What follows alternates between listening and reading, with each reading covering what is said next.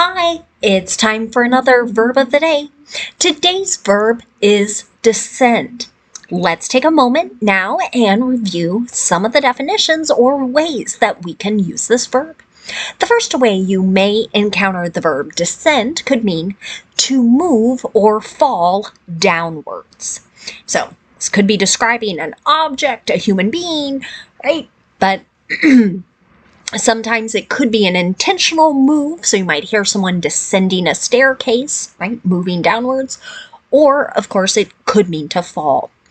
A second way you may encounter the verb descend can mean to move down in physical space, in scale or quality, or in pitch. So we might be talking about someone's voice is a little higher pitched, and then they lower their voice. That would be an example. A third way to use the verb descend could mean to have night or darkness begin to occur.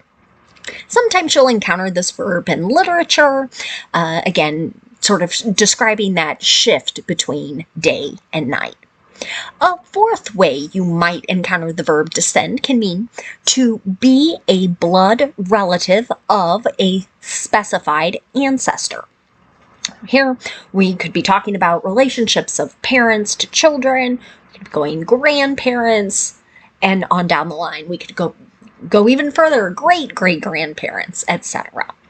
For now, you should know that descend is a regular verb. If you want to make the progressive form of this verb, all you need to do is add ing, and that forms descending. The past tense and the participle form of this verb can be made by adding ed. Now our base verb, descend, ends in a D sound. That means when we add an ed ending, we are going to add an extra syllable to this verb, and we're going to make an id sound as we pronounce that ed ending. So the past tense and the participle form of the verb should sound like this. Descended, descended. Now, this is an example of a verb that has a number of phrasal verbs connected to it. So the rest of our video here will focus on some of these additional meanings or ways to use descend. The first phrasal verb we'll talk about is to descend from. This can have a couple different meanings. One way to use it is to describe the process of moving from a higher point to a lower one. An example of this might be, the singer descended from the ceiling on a giant star. This is an example of a simple past tense sentence, and maybe you've seen something similar in a concert, right, where someone is kind of lowered in. They move from that higher point up in the sky to a lower one. Now, a second way you might hear descend from used can mean to originate from a particular ancestor or a source. An example of this could be, did he descend from Mayflower passengers? This is another example of a simple past tense question. And again, we're asking about kind of a person's ancestors, their physical lineage, another way to say that. The next phrasal verb we'll discuss is to descend into. Again, we can have a couple different meanings. One way to use that is to move down into something else. An example of this might be, the princess is going to descend into the ballroom in a flowing ball gown. Here's an example of a simple future sentence, maybe discussing the plans for a very kind of fancy formal night. And again, we might be thinking kind of walking down a very elegant and formal staircase. A second way to use descend into can mean to gradually pass into a worse or lower state, condition, or situation. An example of this might be, if the adults step out of the classroom, the class will descend into chaos. This is another example of simple future. This one is using will. So here, someone might be making a prediction about what they think is going to happen, and they're describing the situation, right? It's going to seem like there's no control, no order to the situation. Now, let's talk about the phrasal verb descend on. This can have a number of different meanings. We're going to discuss 4. The first way you might encounter this could mean to have something drop onto someone or something else. An example of this could be, is rain descending on us and our picnic? This would be an example of the present progressive or present continuous, asking about something happening now. A second way to use descend on could mean to converge at a particular place or maybe a particular area in great numbers. An example of this could be, protesters have descended on the public square for a rally. This is an example of the present perfect. Okay, we've got our 2 parts to our verb there. Another way to use descend on could mean to make a sudden attack on. An example of how this has unfortunately been used too often in the last couple of months, federal agents have descended on Chicago. That is also present perfect. Fourth way to use descend on could mean to develop suddenly and affect either a person or a place. An example of this could be, gloom and worry descended on the school with the abrupt resignation.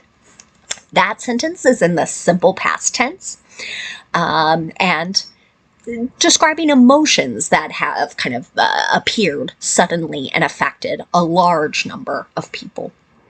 The last phrasal verb we'll discuss today is to descend upon. One way to use this phrasal verb is to describe the action of someone or something dropping onto someone or something else. An example of this might be, confetti is descending upon the team now as they celebrate on the pitch. Here's another example of the present progressive or present continuous describing something happening now. You might hear a commentator describing this idea of the confetti falling down and onto the people celebrating. The last way you might encounter descend upon could mean to converge at a particular place or area in large numbers. An example of this could be, are shoppers going to descend upon our store for this extraordinary sale? This is an example of a yes or no question in the simple future. Now, let's move on and talk about a few words that are related to our verb descend. The first word you might encounter is the noun form of this word, descendant. This can describe either a person, a plant, or an animal that comes from a particular ancestor.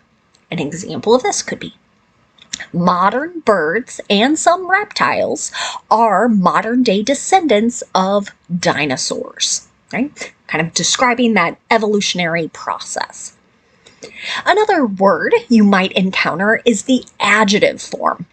Now, pay close attention here. We have a small spelling change. So the noun form uses a, the adjective form uses an ENT, but both are pronounced descendant. This adjective just means originating or coming from a particular ancestor. An example of this could be, descendant families asked the university to study the remains to learn more about their ancestors' lives before reburial. I saw a sentence very similar to this in a news report talking about how a particular land that is now owned by a university was discovered to have been the burial site for many enslaved individuals. And they've been able to use sort of DNA testing and other ways to figure out, right, who came from these individuals, and they're consulting those families about how to handle the remains. And here we can see what the family decided, right? They said, we should study, try and learn from this before the remains are reburied. Got another word for us today. It's the noun descendancy. This could be the state or the process of some lineal descent from a particular ancestor or some type of predecessor. An example of this could be, the tribe uses lineal descendancy to confer membership based on having a tribal member parent. You might encounter this noun used a little more in connection to native populations. This certainly occurs in the United States and Canada with a bit more frequency. And how the groups sort of confer membership. That's what that sentence is all about.